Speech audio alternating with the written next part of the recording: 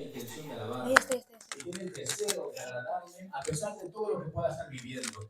Y eso a Dios le agrada y le encanta, hermanos. Yo no sé si tú quieres motivar el corazón de Dios. Yo no sé si tú quieres que Dios, cuando te vea en este tiempo, te vea con esos ojos. Amén.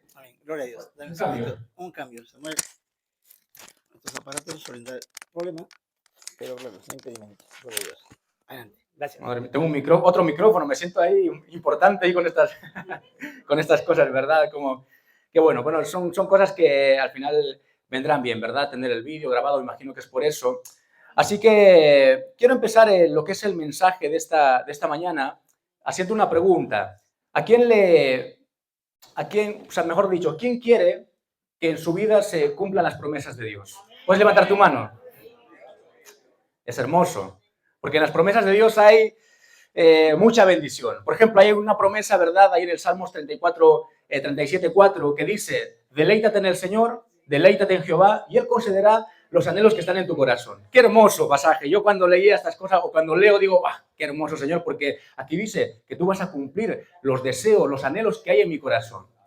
Es una promesa, y Dios cuando dice algo lo va a cumplir. Lo que pasa es que a veces nosotros nos quedamos con una parte de la promesa. Y aquí dice que el Señor va a conceder las peticiones que hay en nuestros corazones cuando nosotros aprendemos a deleitarnos en Él. Y a veces nosotros decimos: Señor, yo quiero que tú cumplas estas peticiones. Por ejemplo, aquí veo que hay algunos jóvenes, ¿verdad? Está bien, algunos chicos algún soltero habrá lo mejor.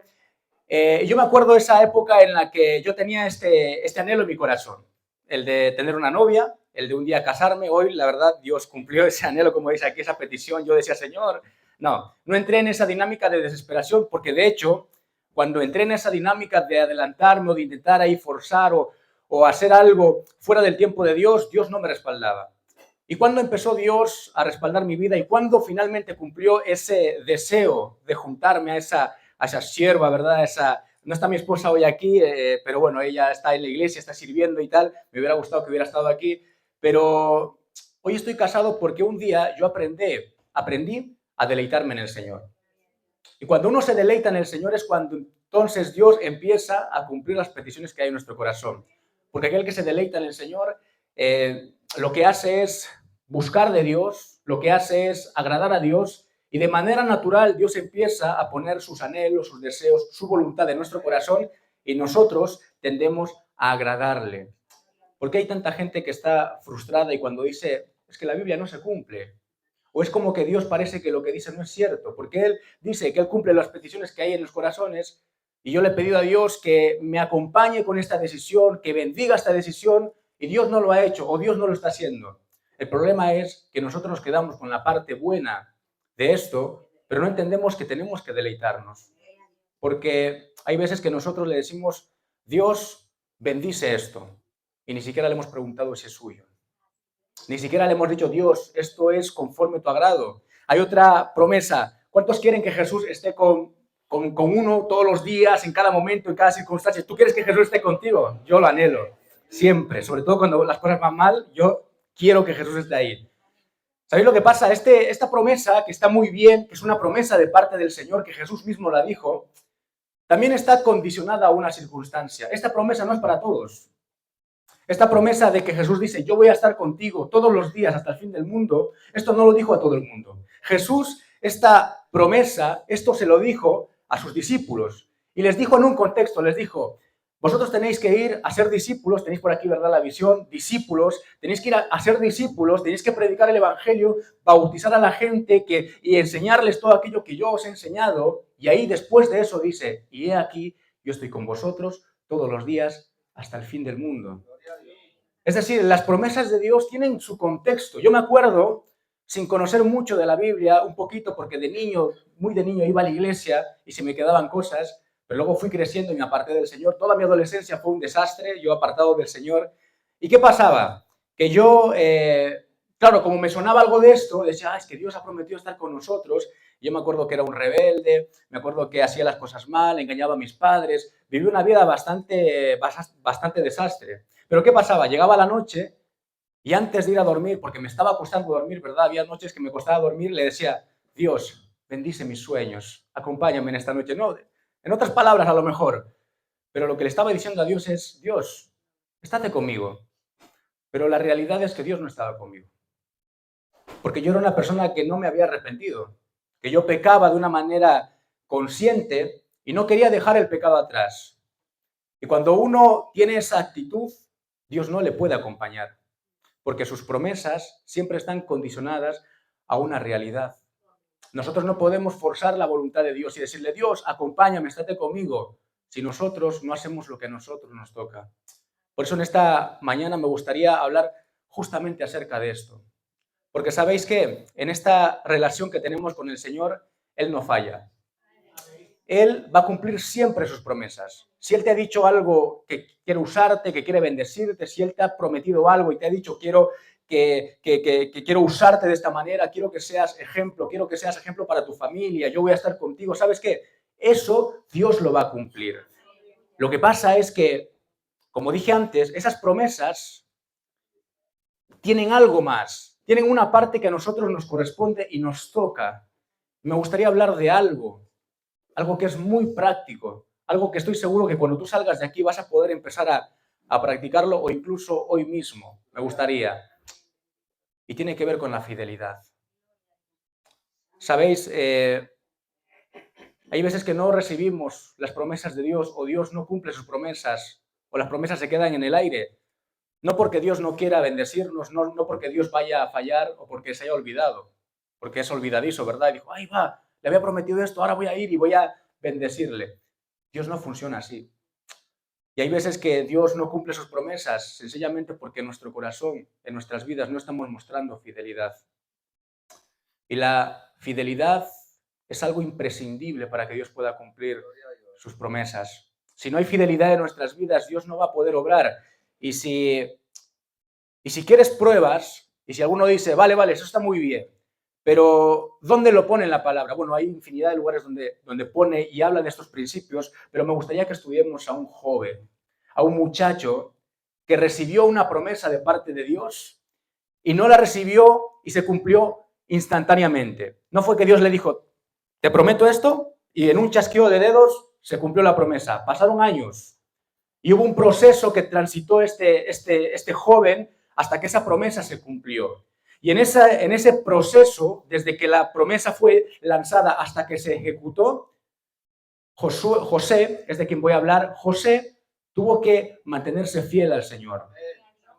Y la fidelidad es aquello que va a abrir la puerta para que Dios cumpla y manifieste su gloria en nuestras vidas. Si no hay fidelidad en nosotros, Dios no lo puede hacer, pero vamos a verlo del lado positivo.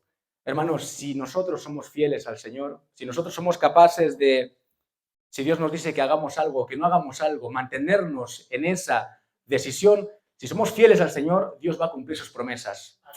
Él no va a fallar, Él no falla. Y por eso me gustaría que vayamos ahí a Génesis, al capítulo 39, al versículo 7.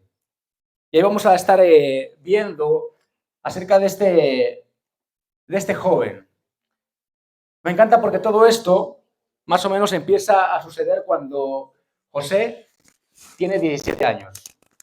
17 añitos. ¿Hay alguno que tenga aquí 17 años o menos? ¿Puede levantar su mano, porfa? Yo sé que hay varios. Levantad vuestra mano. Todos los que tenéis 17 o menos, levantad vuestra mano, por favor. Si no, a los padres les digo que los levanten y... 17 años, vosotros dos tenéis menos, ¿verdad? Me habéis dicho antes. 16 años. 16 años cumplidos recientemente o vais a cumplir... Vale, a punto de un año para 17. ¿Hay más gente? De menos de 17. Ahí hay otro chico por aquí. Ahí le está codeando. No sé, no. Eres joven, vamos a dejarlo ahí. Eres alguien muy joven. El tema es que todo esto le sucede a un joven. Y qué hermoso que para Dios no hay ningún tipo de límite. Para Dios no hay ningún tipo de limitación para usar a la gente. Dios puede usar a un niño. Dios puede usar a un adolescente que se determina a creerle y le dice, Dios, tú eres lo más importante para mí, te acepto en mi corazón, quiero que seas mi Señor. Y Dios lo puede usar. Dios puede usar a un joven. Dios puede usar a un hermano que a lo mejor tiene muchos años y a lo mejor incluso puede decir, es que mi fuerza física ya no me acompaña. Yo me acuerdo mi abuelita, Gracias a las oraciones de mi abuelita, ella con muchos dolores, con poca fuerza, con poco ánimo, pero buscando del Señor, durante muchos años estuvo orando por la familia y poco a poco se empezó a convertir la gente, mis tíos, mis padres, finalmente yo era la oveja negra. Así que si alguno aquí se siente oveja negra o que tiene el corazón duro, que sepas que yo lo tenía muy duro. Y que si Dios hoy me ha cambiado y me ha transformado, Él tiene el poder para transformar también tu vida. Él no tiene ningún tipo de límites. Y si alguno aquí es joven y dice, es que soy muy joven, es que no sé si... Pues que sepas que Dios puede también obrar en tu vida. Lo hizo con José. Ahí en Génesis capítulo 39, versículo 7, se empieza a hablar de esta realidad. Y quiero ponerte en contexto. ¿Qué pasa con José? José era el menor de 12 hermanos. Y hubo un momento en el que sus hermanos decidieron matarlo. ¿Por qué? Porque le tenían envidia. José era el mimado de la familia. No voy a preguntar si hay aquí algún mimado de la familia. Yo fui un poquito mimado también entre mis hermanos. Pero, ¿qué pasa con la gente mimada? O con la gente que parece que los padres les tienen un poquito más de aprecio, pues que los hermanos empiezan a mosquearse, ¿verdad? Y eso pasó con José. José era el favorito, ¿verdad?, de su padre, y sus hermanos empiezan a tener mucha envidia, deciden matarlo, y son tan buenos, tan misericordiosos que no lo matan, lo venden a unos esclavos, dicen, ahí te vas, no sabían ni a dónde lo enviaban, pero ahí. Entonces José fue vendido por sus hermanos, no hizo nada, simplemente intentó ser buen hijo, y ahí iba, en dirección a Egipto. Y este pasaje sucede en ese momento. En el capítulo 39, versículo 7 de Génesis, dice, llevado pues José a Egipto, Potifar, oficial de Faraón, capitán de la guardia, varón egipcio, lo compró de los ismaelitas que lo habían llevado allá. Mas Jehová estaba con José, y fue varón próspero, y estaba en la casa de su amo, el egipcio. Y vio su amo que Dios estaba con él, y que todo lo que él hacía, Dios lo hacía prosperar en su mano. Así halló José gracia a sus ojos, y le servía, y él lo hizo mayordomo de su casa, y entregó en su poder todo lo que tenía. Algo que tiene que ver con la fidelidad, hermanos, algo que podemos destacar aquí de la fidelidad que manifestó José en todo ese proceso, es la diligencia con la que él se movía. La diligencia es la capacidad de responder rápidamente a lo que te toca hacer. Una persona, un trabajador diligente es aquel que llega pronto al trabajo, es aquel que hace lo que le toca hacer, es aquel que no se va y deja el turno a medias y bueno, ya está, ya acabé mi hora porque ya está, me pagan por esto, porque a lo mejor si ve que algo no funciona y como es diligente dice, no voy a dejarlo esto a medias, a pesar de que mi compañero está por llegar y no ha llegado todavía, pero es que si no esto va a explotar. Y alguien que es diligente tiene esa actitud en su corazón y en su vida. Y podemos ver aquí a un José que fue diligente. Y lo que quiero destacar es la diligencia, el cuidado que José tenía en las cosas pequeñas. José se encuentra en un momento de su vida muy malo, muy difícil. José había sido traicionado por sus hermanos, que yo no sé si tú eres capaz de ponerte en el lugar de José. Yo a veces me pongo en el lugar de José y a veces, ¿verdad?, por cosas mucho menores que nos hacen, que experimentamos, nos ofendemos, nos duele, nos sentimos mal. Imagínate que tus propios hermanos decidan matarte, finalmente no te matan, pero luego te venden y se olvidan de ti. José se encontraba en un momento muy complicado y muy difícil. Él tenía todas las excusas para dejarse llevar por ese mal momento y decir, ya está, se acabó. Dios un día me prometió algo, luego hablaremos de la promesa de Dios. Dios un día me prometió algo, pero ahora estoy aquí, de esclavo. Ya está, me dejo llevar. ¿Qué puedo hacer siendo esclavo? Pero vemos en José que él empieza a manifestar una diligencia, una responsabilidad que no es algo que nace de la nada. El por qué José manifiesta esa diligencia, esa responsabilidad, es porque él tenía un temor a Dios, él quería agradar a Dios, él quería honrar a Dios. Y él quería honrar a Dios sea cual sea la circunstancia. Y una característica de alguien que es fiel es que es diligente, es cuidadoso, sea cual sea la circunstancia. Si Dios le ha dicho que haga algo y no le ha pedido algo súper grande a sus ojos, ¿verdad? Porque uno dice, no, es que yo quiero esto, pero Dios te ha dicho, no, encárgate de esto. la fidelidad a Dios se manifiesta en que uno responde a eso pequeño, responde en esa circunstancia incluso adversa y se mantiene fiel y sigue haciendo lo que tiene que hacer. Eso es la fidelidad a Dios. La fidelidad a Dios es hacer lo que nos toca hacer cuando nos toque hacerlo, sea cual sea la circunstancia. A José le llegó este momento. Dios le puso en esta situación. Ahora, en nuestras vidas Dios pone cosas en nuestras manos. A lo mejor a ti no te toca vivir la realidad que vivió José, pero Dios sí pone cosas en tus manos. Dios, por ejemplo, pone su palabra y Él nos habla. El día viernes yo pude estar aquí, estuvo mi pastor compartiendo la palabra y se habló acerca del trabajo, acerca del servicio, acerca de levantarnos. Se habló de Nehemías. Nehemías fue alguien que reconstruyó algo que estaba destrozado, destruido. Y se habló de la oración, porque Nehemías cuando estaba viviendo todo eso lo que hizo fue orar. Ahora mi pregunta para ti es, si tú sabes que cuando las cosas no están bien, lo que hay que hacer es orar, porque Dios te lo está revelando en su palabra, ¿cómo está siendo tu tiempo de oración? Porque Dios no te ha puesto otras responsabilidades como a José. Tú no estás en el lugar de José. A ti te toca vivir tu vida, tu realidad, tu familia, tu contexto, y eso es lo que Dios ha puesto en tus manos. Ahora, ¿cómo estás siendo tú de diligente con eso? ¿Cómo estás siendo de diligente, por ejemplo, con tu familia? Dios nos ha dado, nos ha bendecido. No sé si hay alguno aquí que a lo mejor no esté experimentando esa realidad porque a lo mejor ha venido de su país y está aquí solo y está en un momento de transición, no sabe muy bien qué va a pasar, pero en condiciones normales uno está rodeado de sus padres, hermanos, gente de la familia. Ahora la pregunta es, ¿tú eres diligente con lo que Dios ha puesto en tus manos? Si tú eres padre, por ejemplo, yo tengo también el privilegio de ser padre, llevo un año siendo padre, aprendiendo a ser padre, y yo desde el primer momento ya sentí esta responsabilidad, porque Dios puso en mis manos a mi hijo y entendí que eso, que lo que vino a este mundo no era mío, era algo que Dios me lo ha prestado, porque Él es una persona diferente, yo no soy su señor, yo no soy su dueño, Él crecerá y un día de hecho se va a marchar de casa. Es ley de vida. Pero Dios me lo ha puesto en mis manos.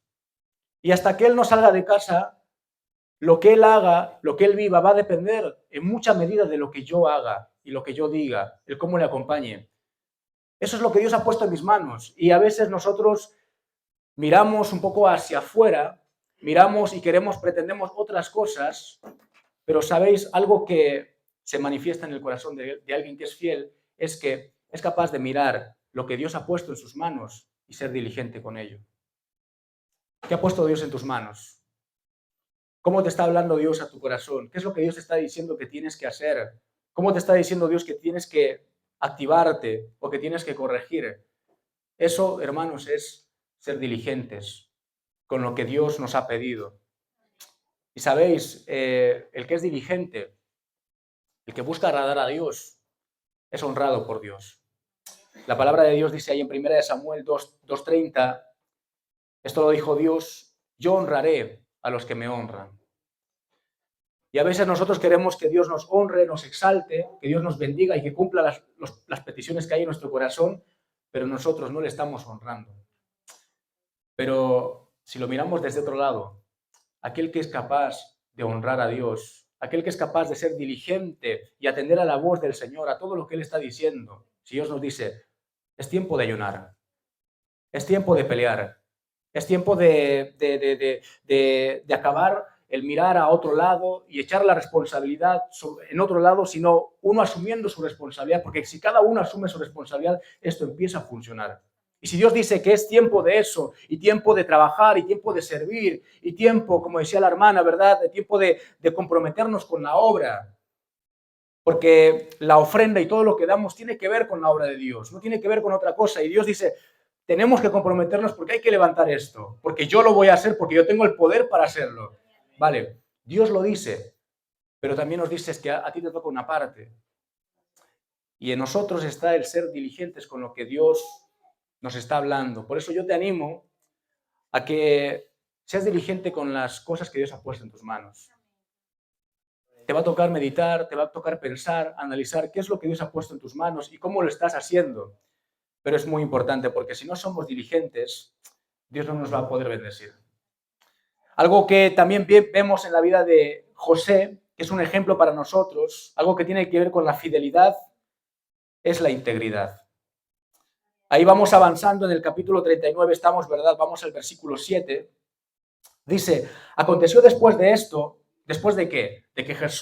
Después de que José fue puesto por mayordomo ahí en la casa de Potifar, porque se le confió todo, porque era muy diligente. Dice, aconteció después de esto que la mujer de su amo puso sus ojos en José y dijo, duerme conmigo. Esto, si alguno no lo entiende, lo que esta mujer le está diciendo a José, acordaos que es el esclavo, y la mujer del dueño, del jefe, le dice, acuéstate conmigo. No le estaba ahí diciendo, vamos a tener una vigilia, vamos a buscar a Dios, ahí. Le estaba incitando al pecado. Y le dice, duerme conmigo. ¿Cuál fue la respuesta de José? Dice, él no quiso y dijo a la mujer de su amo, he aquí que mi señor no se preocupa conmigo de lo que hay en casa y ha puesto en mi mano todo lo que tiene.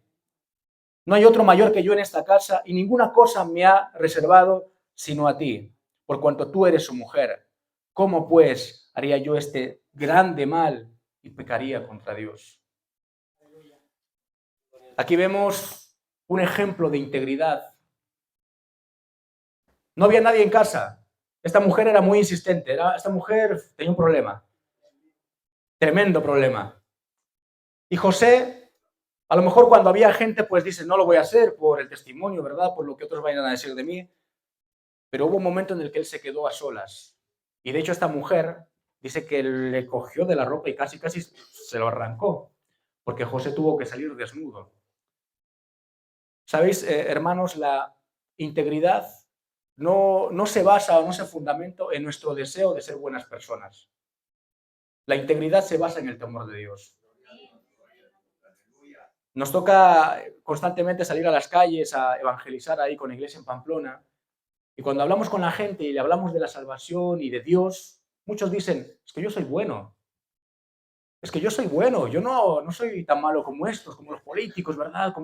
Yo soy buena gente, o al menos lo intento, no he matado a nadie. Y el concepto de la gente, de la integridad, de la bondad, está muy distorsionado. Porque la integridad, si se basa en nuestras intenciones y en las enseñanzas que hemos recibido, porque está bien, hay gente, hay chicos, ¿verdad? Hay jóvenes, e incluso entre vosotros seguramente hay gente que tiene buenos valores, buenos principios, porque sus padres les han enseñado, y eso está muy bien. Lo que pasa es que la integridad nuestra, en nuestras fuerzas, se acaba cuando ya empezamos a pasarla mal. No hay problemas con la economía, por ejemplo, con el dinero, si tenemos un buen sueldo y nos va bien en la vida, ¿verdad? Y si nos va bien, somos íntegros. El problema es cuando nos va mal. El problema es cuando no tenemos. El problema es cuando la cosa empieza a torcerse y empiezan a venir las tentaciones para salir de apuros.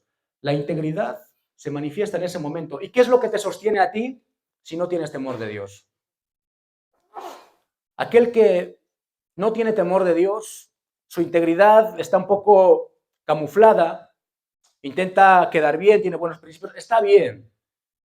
Pero sabéis que, hermanos, aquel que teme al Señor, aquel que respeta a Dios, aquel que honra su palabra y le honra a Él, pase lo que pase y bajo cualquier circunstancia va a buscar agradarle y va a buscar honrarle y va a buscar serle fiel porque sabe que Dios está en todos lados y en todas partes y no lo hace por temor, ese temor paralizante de culpa, ¿verdad? No, es que si le fallo a Dios, Dios me va a condenar. No lo hace por eso. El temor de Dios que manifiesta José no es ese.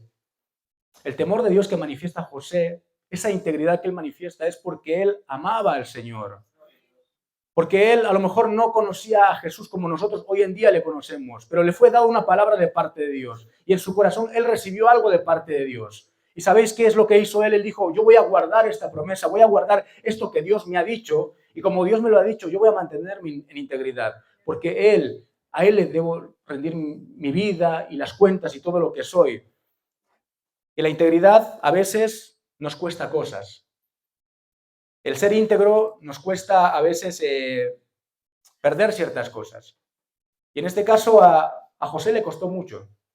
Él por ser íntegro, por no acostarse con esta mujer que se estaba insinuando de una manera bastante clara, él por no hacerlo salió huyendo y dice que esta mujer, la esposa de Potifar, le difamó y dijo, uy, me he quedado aquí sola con su ropa, ¿ahora qué hago? Se inventó una historia.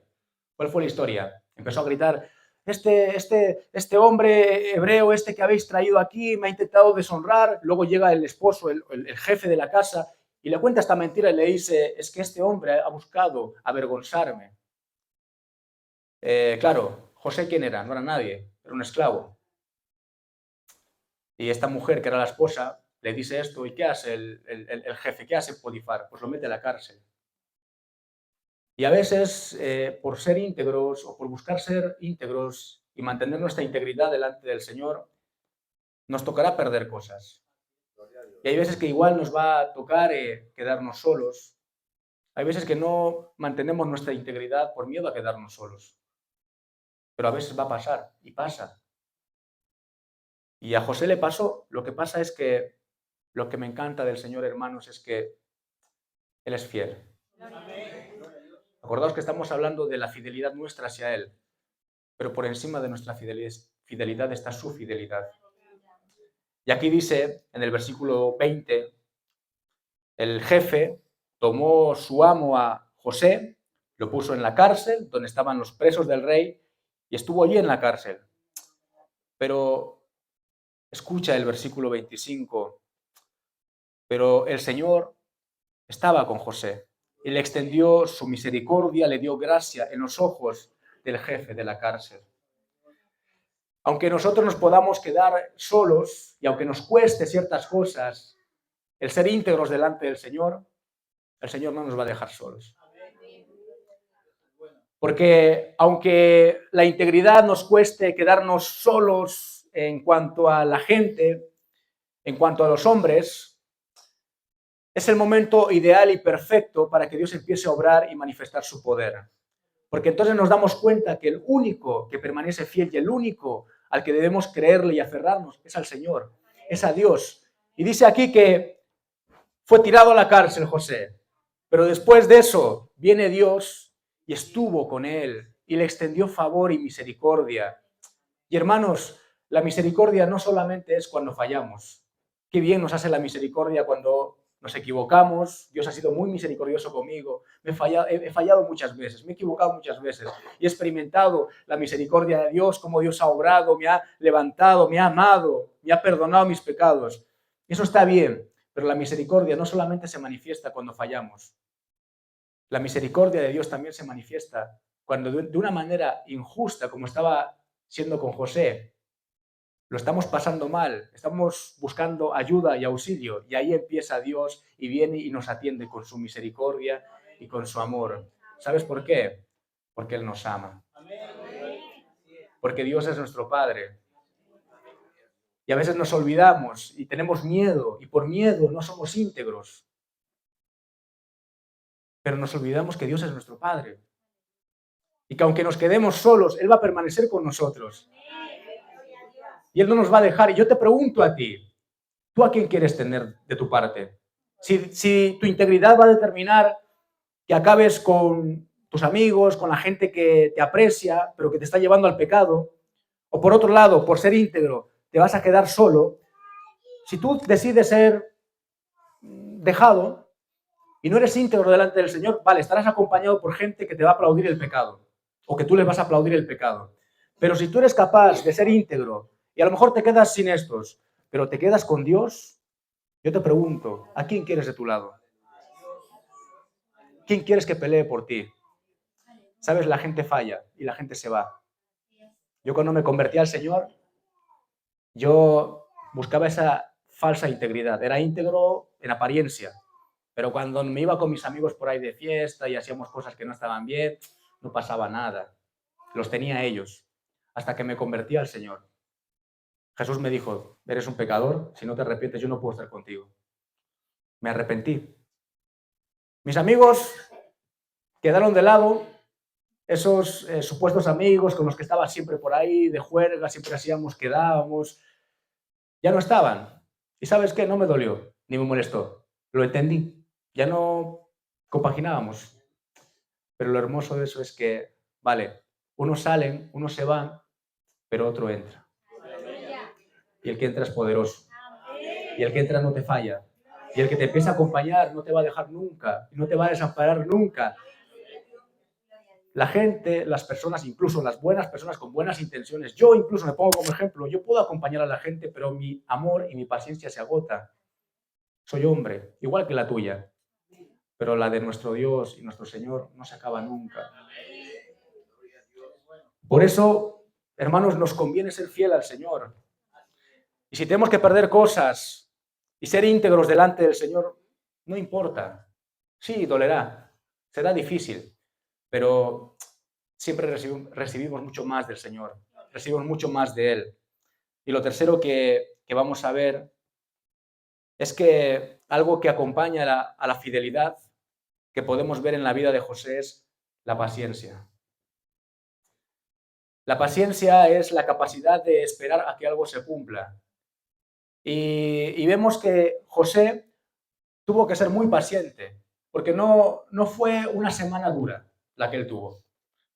Ni siquiera fue un año. Un año ya es mucho tiempo para según quién, ¿verdad? Pero un año en la cárcel, viviendo todo esto, injusticias, maltrato, engaños, es muy duro, pero los suyos fueron años. Y algo que él manifestó y algo que él demostró por esa fidelidad que había en su corazón para con el Señor era paciencia. Vemos ahí en el capítulo 40, acompáñame al 40 y dale la vuelta a la hoja, no sé si tienes que pasar de hoja, pero en Génesis 40, 14, vemos un ejemplo de la paciencia de José. Ocurre que ahora, acordaos, ¿verdad? José está en la cárcel de manera injusta y ahí dice que Dios estaba con él y le pone en gracia y lo pone como encargado de los presos. Menudo puesto, ¿verdad? Ahí como preso y te ponen de encargado. Es como encargado de la limpieza, ¿verdad? Alguno es como, no me da ganas, yo prefiero ser encargado ahí, un gerente, Bueno, en el caso de José, le tocaba ser encargado de los presos. Y dice que llegaron dos presos y uno de ellos, los dos tuvieron sueños. Para resumir, José pudo interpretar los sueños de ambos y interpretó el sueño de uno que le benefició, el copero.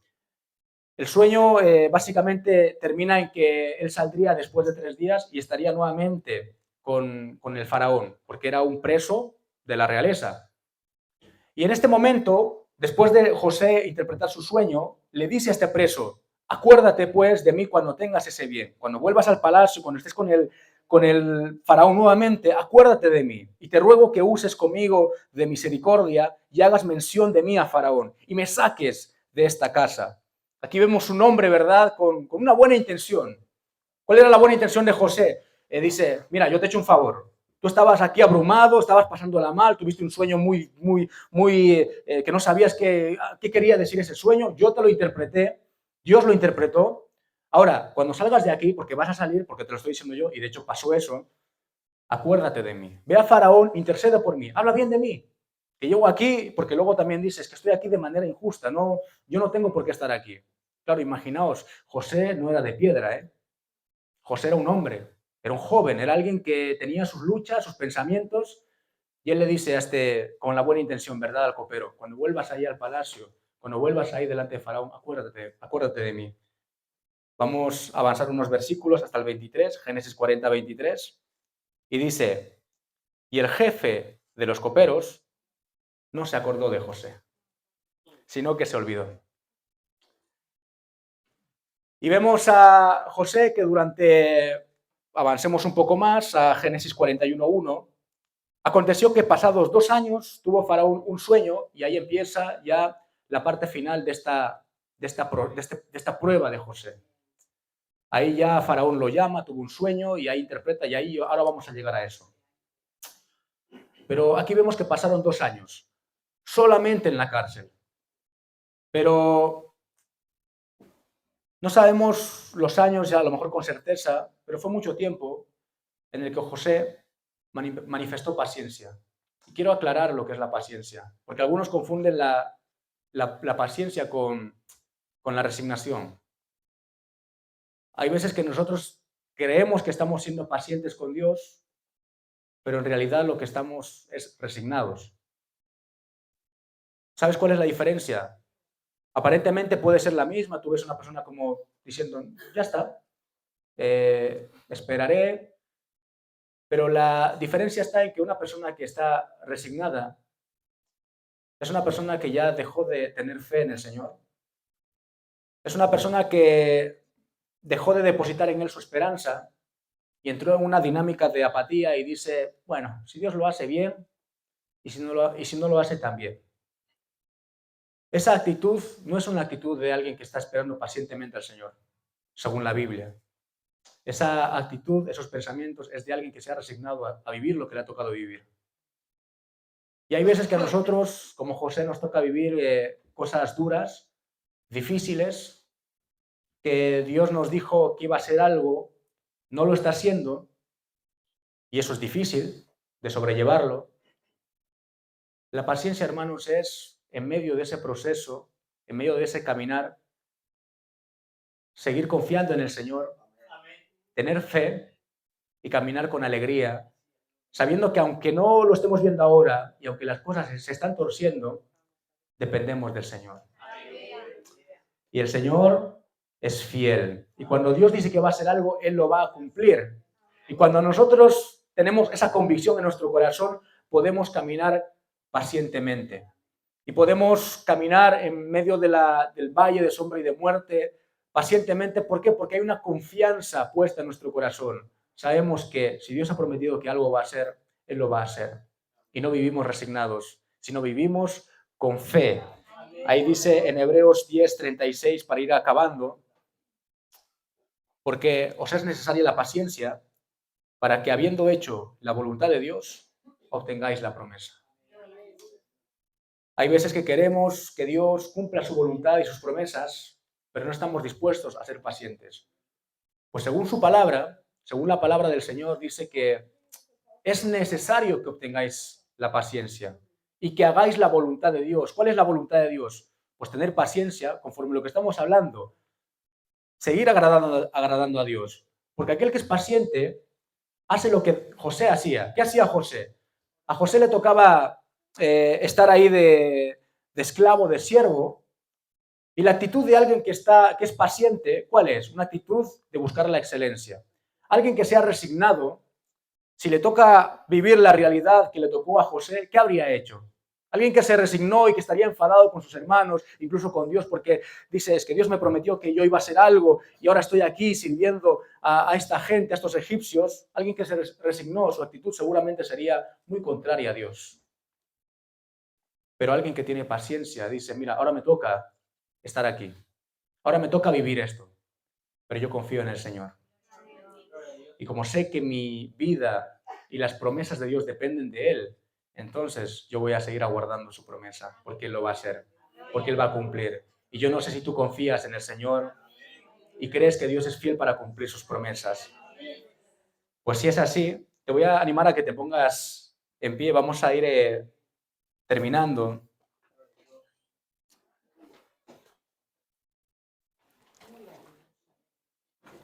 Porque no sé si os habéis dado cuenta, pero he hablado mucho acerca de las promesas, de la promesa que Dios dio a José, pero no hemos hablado mucho acerca de cuál fue esa promesa. ¿Sabéis? Esto es lo hermoso de Dios, que a veces no entendemos sus caminos. Dios dio a José unos sueños, él estando aún con sus hermanos, cuando la cosa iba bien ahí, más o menos bien en la familia, rodeado por sus 11 hermanos, él tuvo 2 sueños. Básicamente los 2 sueños venían a decir que él iba a ser alguien de importancia, de autoridad, de influencia sobre aquellos que le rodeaban. Dice que él soñó que habían 11 estrellas, el sol y la luna, que giraban alrededor de él. Claro, eran 11 hermanos, el padre, la madre, no había mucha mayor interpretación. Luego también sueña y dice, es que habían 11 manojos alrededor de mí, estábamos en el campo, y esos manojos se inclinaban hacia mí, y el mío estaba enderezado, estaba recto. El sueño era el mismo, la dirección era la misma. Dios iba a usar a José como alguien de influencia. Luego pasó todo ese proceso, José fue vendido, fue esclavo, fue siervo, le injuriaron, fue a la cárcel, pasó años en la cárcel. Y después de todo, casi al final, cuando leímos, ¿verdad?, que cuando el copero se olvidó y pasaron 2 años y dice que Faraón tuvo un sueño, ese sueño fue el detonante y lo que permitió a José llegar a la corte real.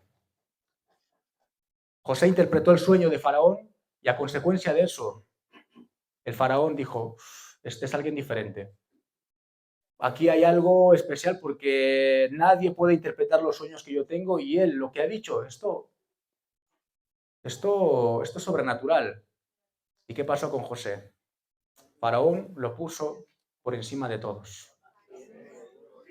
Dice que no había nadie más en todo el imperio de Egipto, nadie por encima de José, solamente Faraón, pero todo lo organizaba, lo ordenaba, en todo estaba José. Ahora, ¿cuándo se cumple ya, y diríamos perfectamente, esa promesa del Señor? Pues que empieza a haber un hambre tremendo en toda la tierra, dicen toda la tierra. Y donde vivían sus hermanos que le habían vendido, también hubo hambre. Y su padre también, que le lloró pensando que estaba muerto, él también pasó hambre. Toda la familia, toda la tierra pasó hambre. Y dice que ellos decidieron ir a Egipto.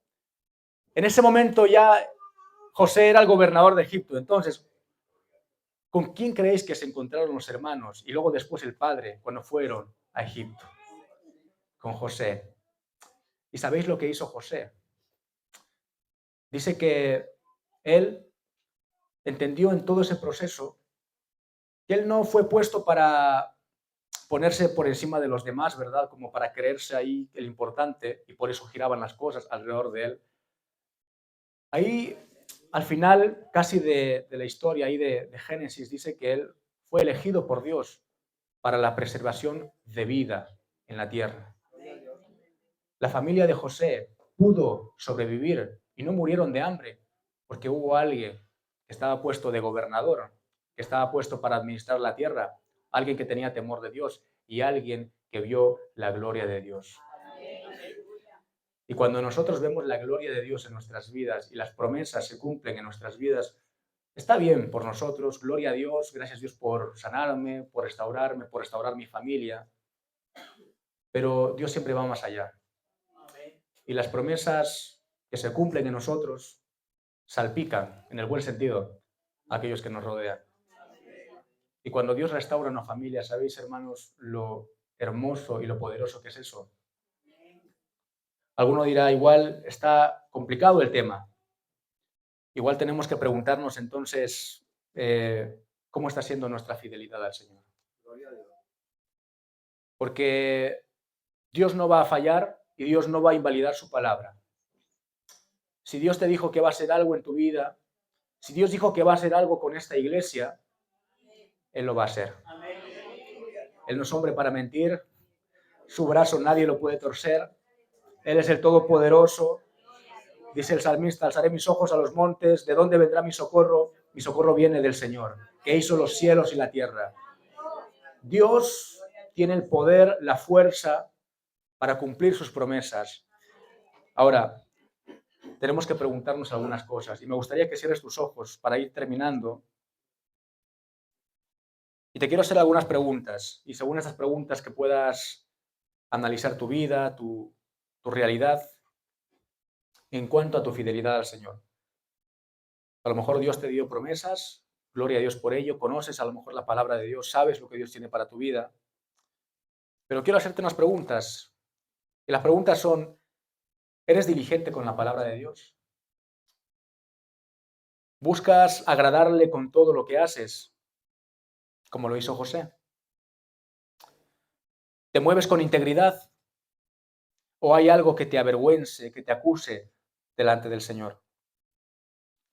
¿Estás siendo paciente? ¿Aguardas las promesas del Señor con alegría y con esperanza? ¿O te has resignado? Hoy es una buena oportunidad Y en esta mañana vamos a juntos buscar del Señor y vamos a pedirle a Dios, si es tu deseo, que Él pueda obrar en nuestras vidas. Dios quiere obrar. Dice que en Romanos 8:32, el que no escatimó ni a su propio Hijo, está hablando de Dios Padre, el que no escatimó a su propio Hijo, no se reservó ni siquiera a Jesús. Dice, lo entregó por todos nosotros. ¿Cómo no nos dará también con Él todas las cosas? El Señor, hermanos, nos quiere bendecir. Él es nuestro Padre. Toda buena dádiva viene de Él. Él quiere obrar en tu vida, Él quiere bendecirte. Él quiere manifestar su poder, sus promesas. Él por algo las ha dicho, las ha dejado en su palabra, porque quiere cumplirlas. Pero está en nosotros el ser fieles al Señor, porque la fidelidad es lo que va a abrir la puerta, allanar el camino para que Dios manifieste su gloria y para que Él cumpla sus promesas. Por eso yo no sé si hay alguien aquí que quiera, podríamos decir, renovar su fidelidad al Señor, que quiera decirle al Señor que quiere serle fiel, que quiere agradarle con todo su corazón, que quiere entregarle su vida y rendirse ante Él, y que ya no le importa tanto lo que otros hombres digan, y si se tiene que quedar solo, lo hará, pero lo que le importa es agradarle a Jesús. Yo no sé si hay alguien así en este lugar. Si es así, levanta tu mano. Te voy a pedir que levantes tu mano si quieres renovar tu fidelidad al Señor, si quieres ser fiel a Jesús. Levanta tu, si quieres, vamos a cerrar los ojos, ¿vale? Pues estamos ya terminando, vamos a hacer una oración. Pero me gustaría preguntar, solamente si es genuina la respuesta, según lo que has escuchado. Si quieres renovar tu fidelidad al Señor, quieres agradarle con todo tu corazón, quieres serle fiel, como José lo fue, ahí donde estás, levanta tu mano. Porque vamos a orar juntos al Señor. Y te voy a animar a que puedas orar juntamente conmigo, porque yo también quiero decirle al Señor que quiero serle fiel. Señor Jesús, te entrego mi vida. Te entrego mi corazón. Reconozco que he pecado, que te he fallado, que no soy perfecto. Perdóname, Jesús. Perdóname si he sido infiel. En esta mañana quiero renovar mi fidelidad contigo. Hoy te digo, Señor, tú eres mi Señor. Tú eres mi Salvador. Te entrego mi vida. Dependo de ti. Hoy me comprometo contigo, Señor, a serte fiel. Lo intentaré. Haré lo que esté en mi mano. Te pido por la presencia de tu Espíritu Santo para ayudarme con esto. Quiero serte fiel, Jesús. Cumple tus promesas en mi vida. Si me he resignado, toca mi corazón. Quiero sentir esperanza, fe. Tú eres todopoderoso. Te doy gracias. En el nombre de Jesús. Amén. Quiero orar por ti y terminamos. Señor Jesús, yo te doy gracias por esta mañana. Gracias, Padre, porque eres bueno, Jesús. Gracias, amado Dios, porque tu palabra dice que aunque nosotros no seamos fieles, aunque seamos infieles, tú sigues siendo fiel. Si hoy estamos aquí es porque tú has sido fiel y tu misericordia nos ha sostenido. Tu misericordia, Señor, sostiene a esta iglesia, sostiene aquí a la iglesia emburlada. Tú tienes planes de bien, de bendición, Señor. Tus pensamientos son más altos. Tú sabes, Señor, por qué ocurren las cosas. Señor, José no sabía muy bien lo que estaba pasando, pero él confió. Él fue íntegro, él fue diligente, Señor, él fue paciente. Yo te pido, Padre, para que esta iglesia pueda ser así. Padre, que cada uno de los que estamos aquí podamos agradarte. Yo te pido, Padre, por aquel que se determinó, Señor, a serte fiel, a buscarte con todo su corazón. Aquel que, Señor, está dispuesto a arriesgar, Señor, su vida, Señor, a arriesgar, Señor, la compañía, el arriesgar amigos, incluso familiares, a causa de mantener firme su integridad. Señor, yo te pido que le ayudes, que le des fe, que le des fuerza, que le ayudes a activarse, Padre, que le ayudes, Padre, Señor, a mantenerse firme, Señor, a ser diligente. Ayúdanos, Señor, a ser diligentes con tu palabra. Queremos ser, Señor, Padre, como el profeta Samuel, que dice que no dejaba caer ninguna de tus palabras por tierra, Señor, aguardaba tus palabras y por eso tú lo respaldaste y por eso tú hiciste lo que hiciste a través de su vida. Yo te pido, levanta en este tiempo, Señor, gente así, discípulos tuyos, Padre, que te son fieles, que son diligentes, Señor, que son íntegros, Padre. Es difícil, Señor. Tú no has dicho que sea fácil, pero tú has prometido ayudarnos. Tú has prometido, Señor, acompañarnos con tu Espíritu Santo, Padre, para que esto sea posible. Y también, Señor, ayúdanos a ser pacientes. Clamo, Padre, para que renueves el corazón. Si alguno aquí está, Señor, con resignación, si alguno está aquí frustrado, Padre, toca su vida, toca su corazón, Padre, que pueda experimentar nuevamente ese amor tuyo, esa presencia tuya, Padre, que renueva el alma, que da esperanza a aquel que está perdido, Padre. Clamo, Señor, toca las vidas, toca los corazones, Espíritu Santo, y clamo, Padre, por la fidelidad en esta iglesia y en cada uno de los que estamos aquí. A ti sea toda la gloria, Padre, toda la honra, Señor, toda la alabanza, Padre, porque eres bueno. Confiamos en tu fidelidad, confiamos en tu poder, confiamos en que tú vas a cumplir aquello que has prometido, Padre. En el nombre de Jesús te damos gloria, te damos honra y alabanza, Padre. En el nombre de Jesús, amén y amén. Amén, hermanos. El Señor os bendiga mucho. Espero que la palabra se haya podido entender. Pastor dijo, Juan Carlos, mi pastor, dijo, bueno, también el vuestro, ¿verdad? Que si me tirabais tomates no pasaba nada. Veo que nadie me lanzó ningún tomate, lo dijo en broma, es que el pastor hay confianza. Entonces, digo, si veis ahí un poco, pues les tiráis tomates. Gracias por no tirarme tomates, le diré, ¿vale? Nadie me tiró ningún tomate, o si no me voy rápido porque alguno igual sí está pensándolo. Gracias por vuestra paciencia y sobre todo que el Señor pueda seguir hablando y que podáis poner en práctica su palabra. Dios os bendiga mucho.